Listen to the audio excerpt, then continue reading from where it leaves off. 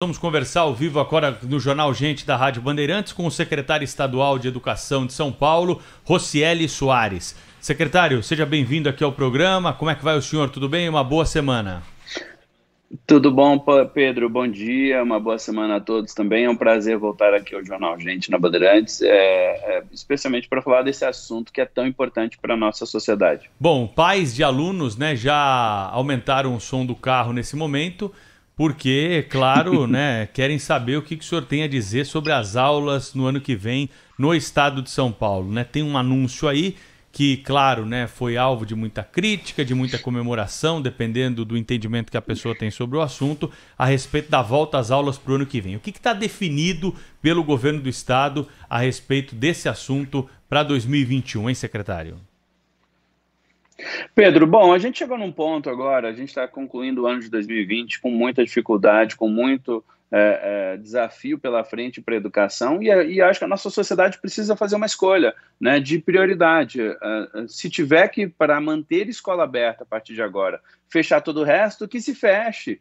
O prejuízo que as crianças, que os jovens estão tendo com esse ano letivo, ele é enorme. Assim, pai e mãe podem buscar perceber, inclusive na educação infantil, por exemplo, com o número de palavras que a criança fala, tem diminuído, o número de crianças com sinais de depressão, jovens com sinais de depressão, sem falar na aprendizagem, sem falar na aprendizagem. Então, é importante. O que nós estamos hoje definido? É que a escola vai abrir no dia 1º de fevereiro, essa é a posição do governo do estado, mesmo que haja uma regressão. O que a gente tem visto é que no mundo inteiro as escolas estão abrindo, porque o ambiente é controlado, você tem número de crianças controlado, você não tem transmissão. Nós temos escolas abertas aqui no estado de São Paulo desde o dia 8 de setembro. São 2.800 escolas, Pedro, abertas. Nós não temos um caso de transmissão entre crianças, por exemplo, ou mesmo entre profissionais da educação dentro da escola. Então, nós temos, obviamente, aqui um desejo muito grande que as escolas reabram no dia 1º de fevereiro, e acho que essa é a nossa perspectiva, independente da etapa que estejamos na epidemia. Secretário, foi um erro fechar as escolas durante a pandemia? Pedro, não considero um erro, porque, vamos lá, a ciência mudou, não é que a ciência mudou, a ciência aprendeu ao longo desse tempo, Pedro, isso é muito importante. Quando a gente começa, por exemplo, lá em março, a primeira informação é uma gripe. Então, o que é uma gripe? Que tem um vírus que a gente ainda não sabia como controlar. Se ele é uma gripe, em geral, funciona de uma maneira com as crianças, elas espalham mais e tudo mais. Era o pouco conhecimento que tínhamos. Ao longo desse ano, o que a gente aprendeu, o Covid-19 não funciona da mesma maneira que outras gripes. A criança não é o fator de espalhar o vírus, A criança está pegando em casa da família, não é na escola que ela está pegando. Então, por óbvio, é importante separar. A decisão que foi tomada lá em março, Pedro, ela foi tomada a partir do que se conhecia. Vou dar um exemplo muito prático, A Organização Mundial de Saúde, em março, vai lá e anuncia: não precisa usar máscara não há nenhuma comprovação de que funcione. O que no mês de abril não, tem que usar máscara, é importante, virou obrigatório, com multa, com isso, com aquilo.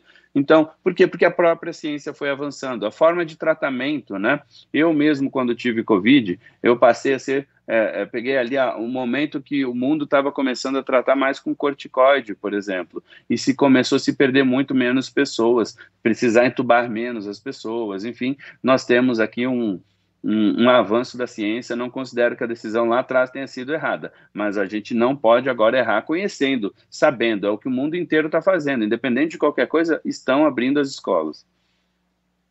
Quem está comigo aqui no estúdio da Rádio Bandeirantes hoje vai falar sobre política daqui a pouco, viu, secretário? É o cientista político Fernando Schiller, que é professor universitário, frequenta, então, a universidade. Esse ano, claro, foi diferente, com aula online e tal, mas ele tem uma pergunta para fazer para o senhor aí também, participar dessa entrevista. Primeiro, muito bom dia, Schiller, obrigado por estar conosco aqui nessa manhã, aqui com os ouvintes da Rádio Bandeirantes. Bom dia, Pedro, bom dia aos ouvintes, bom dia, secretário Rocieli, prazer falar com o secretário. Só uma pergunta, uma grande curiosidade. Eu dei aula, obviamente, na faculdade o ano inteiro, ex-secretário, online, né, com os aplicativos. A gente aprendeu a dar aula online, foi um aprendizado não só para os professores, como para os alunos também. Então, eu tenho muita curiosidade, qual é o balanço que o Estado faz da experiência de aula remota, né? Seja por televisão, online, com os tablets, com os celulares. Funcionou mais, funcionou menos? Qual é a experiência que dá para tirar disso, secretário? Fernando, primeiro, bom dia, prazer falar com você aqui. Eu acho que tem alguns aprendizados importantes, Fernando, durante essa pandemia. Eu acho que a pandemia nos mostrou que nós não podemos abrir mão da tecnologia no processo de aprendizagem. Eu acho que tem um mundo, um universo que pode vir e nos ajudar. Mas a pandemia também deixou muito claro que a tecnologia não substituirá o professor, não substituirá o processo na sala de aula, especialmente na educação básica. Eu acho que essas duas coisas ficaram muito claras. O que eu quero dizer com isso? Ela tem funcionado, nossa metodologia, por exemplo, ela tem funcionado, mas ela não tem a mesma eficiência e eficácia do que o professor na sala de aula. Esse é um ponto que, para mim, ficou muito claro.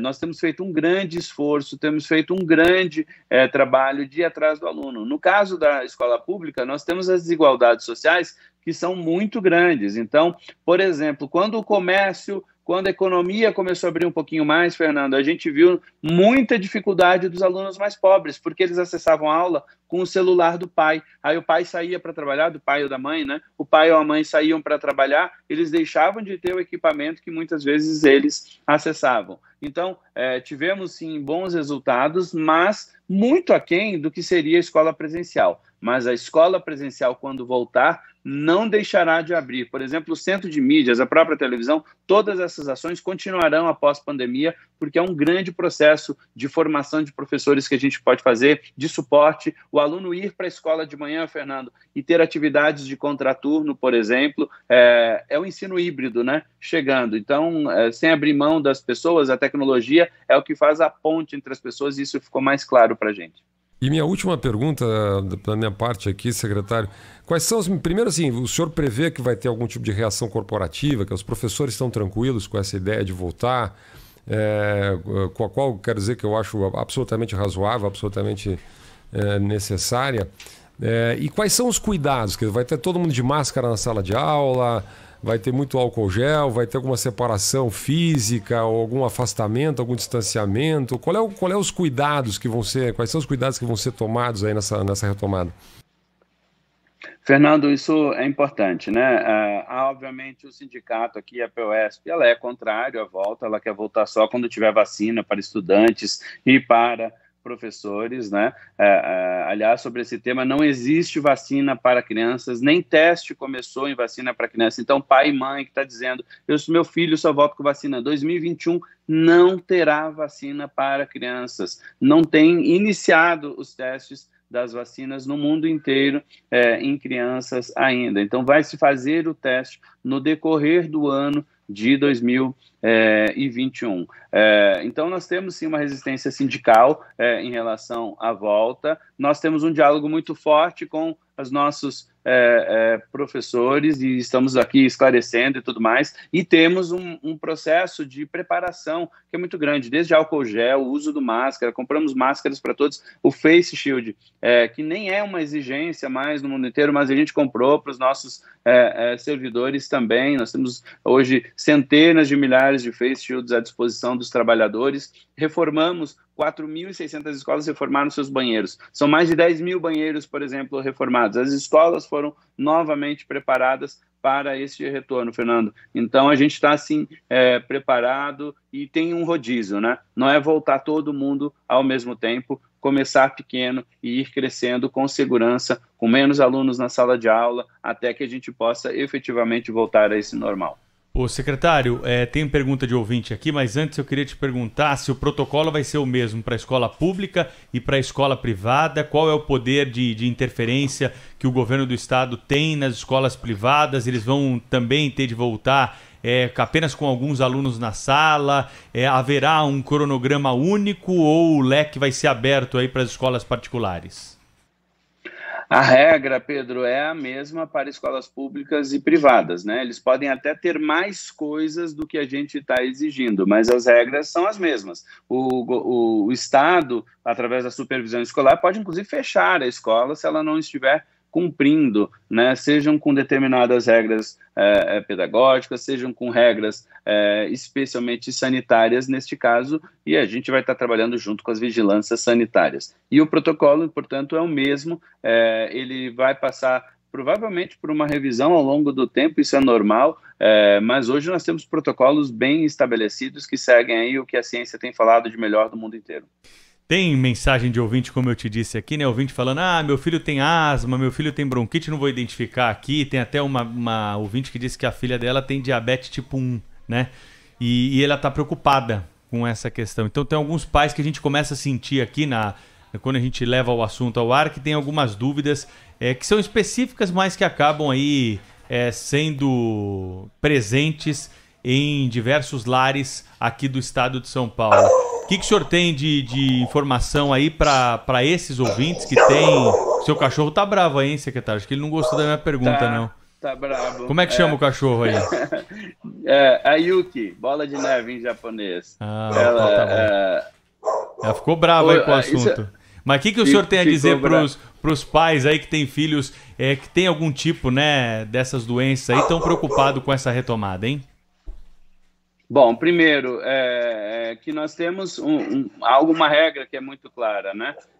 Tendo um atestado médico para o estudante ou para o profissional dizendo que ele não pode retornar por ele ser grupo de risco, ele não vai precisar retornar, ele continuará com atividades remotas neste caso, né? Os demais precisam, obviamente, retornar. Então, para o pai e para a mãe que tem algum filho, olha, obviamente ele vai no médico, o médico vai dizer isso, se isso é um caso de um isolamento maior ou se ele pode continuar a conviver com os colegas na escola. Mas lembrando, não é voltar do mesmo jeito que a gente imagina a escola, né? É com rodízio, com menos alunos por sala de aula, é uma outra volta. Então, obviamente, com muita segurança. De novo, nós tivemos 2.800 escolas com atividades desde o dia 8 de setembro.